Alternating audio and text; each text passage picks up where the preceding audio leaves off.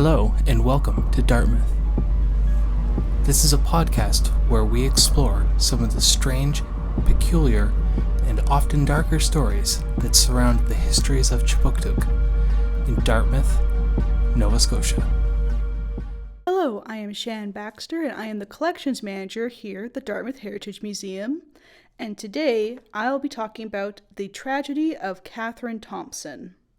So, this story starts in an estate that was on the east side of Lake Loon in Dartmouth, which was purchased in 1845 by a George F. Thompson, a retired lieutenant colonel in the Royal Engineers. He lived there with his 2 children, his wife, and an invalid aunt who was barely seen and kept in a small room at the top of the house. Rumors began to spread from people who worked in the home that whenever George Thompson and his wife were out of the house and they were, taking care of the aunt, she claimed that she was his true wife and that the lady claiming to be his wife was an imposter. There's other dramatic stories where kids will be walking by and again this poor woman would open the windows and try to get their attention and being like, she's a fake, I'm his real wife. And of course these kids would instead be terrified and just run home instead of helping this woman. So the story goes that she would be given really, really small portions of food by this wife and not really taken care of, and so the servants felt bad but felt they couldn't really do much.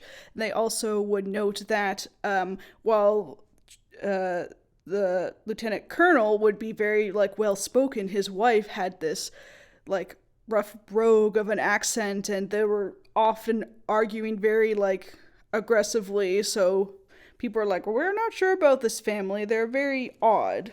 And then eventually on September 20th 1846, the aunt died, and Colonel Thompson arranged for the funeral service with Reverend Father Kennedy, and 2 days later the remains were interred at the Old Catholic Cemetery on Geary Street in Dartmouth.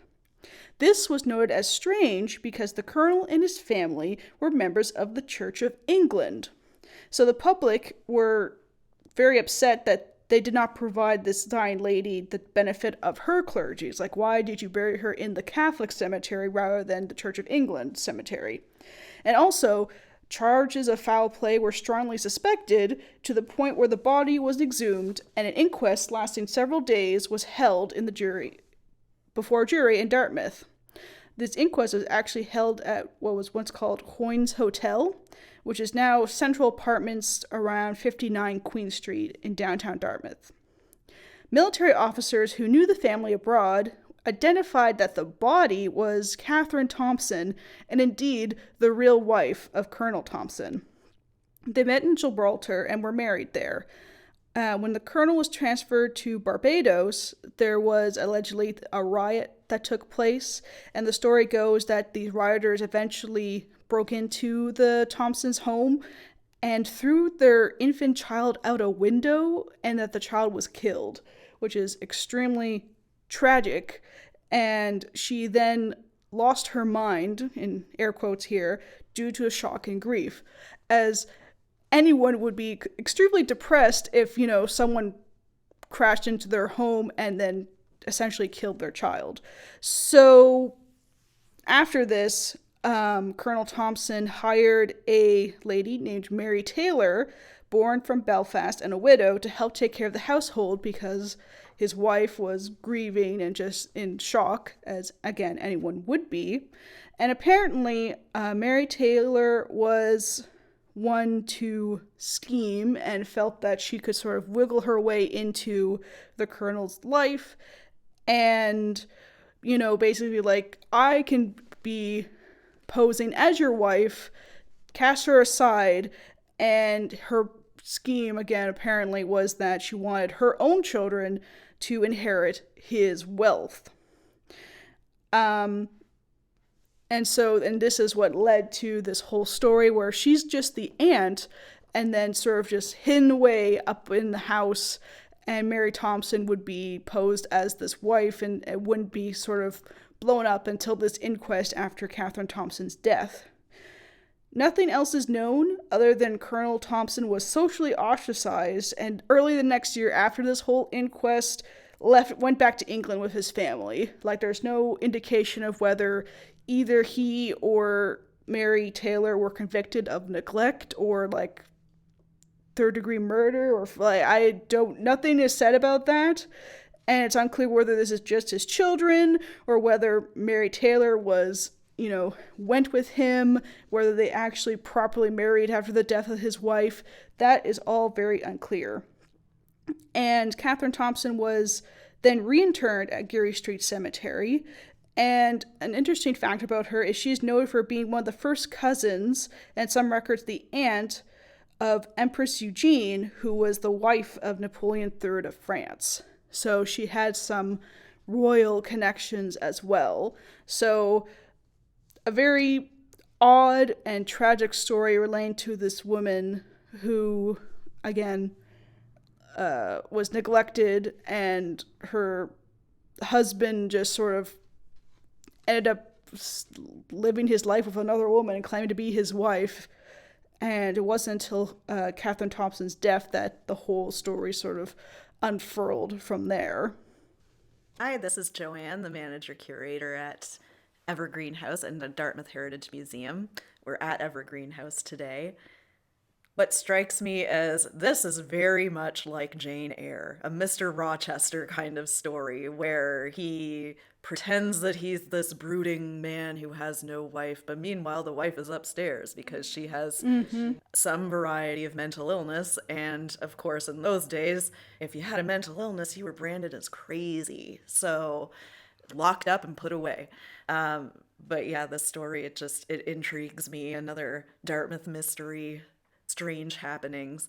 But the poor woman, she seems to have had PTSD of some sort. Absolutely. Her child was thrown out a window and her home was rioted. It's not unheard of or not beyond understanding that she would not take this lightly, so to speak. In fact, it seems more concerning that he seemed to sort of move on after their child was murdered, essentially, and then all this happened and his wife was just traumatized. And he was like, oh, well, I just need to keep going and we'll just move to Dartmouth now instead of Barbados. Yeah, and I know what will make this better. If I lock her up and bring in an imposter and start over again. Yeah, it's very odd and a very, for lack of a better word, dramatic story, and so sad that it ended the way it did. And so strange too that there seemed to be no consequences to his behavior and the actions of both him and this Mary Taylor woman. Right. They just sort of and we'll just go to England and then just continue on. We would be interested to look further into see if his name comes up again in any English records or stuff like that. Right. So. And what about the kids in that family? They obviously knew that this was not their aunt living in the upper floors kind of thing.